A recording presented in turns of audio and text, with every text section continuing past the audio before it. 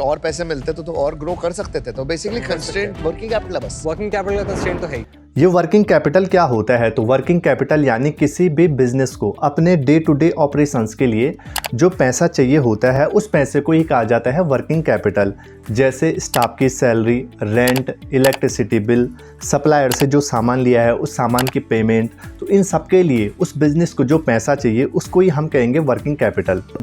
Working capital निकालने का एक फॉर्मूला होता है जिसमें करंट एसेट्स को माइनस किया जाता है करंट लायबिलिटीज़ के साथ। अब हम इसको एक एग्जांपल से समझते हैं। जैसे कोई स्टोर है और उस स्टोर के पास जो करंट एसेट्स हैं वो है टोटल 2 लाख के, जिसमें उसके पास 50,000 कैश पड़ा है, 1,20,000 की उसके पास इन्वेंट्री पड़ी है और 30,000 की पेमेंट उसे कस्टमर से आना बाकी है।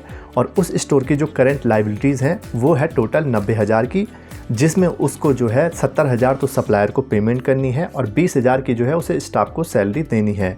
तो अब हम वर्किंग कैपिटल निकालने के लिए करंट एसेट्स जो है हमारा 2 लाख का, उसको हम माइनस कर देंगे करंट लायबिलिटीज़ के साथ जो है 90,000, तो जो निकल के आएगा 1,10,000। तो ये 1,10,000 हो गया उस स्टोर का वर्किंग कैपिटल।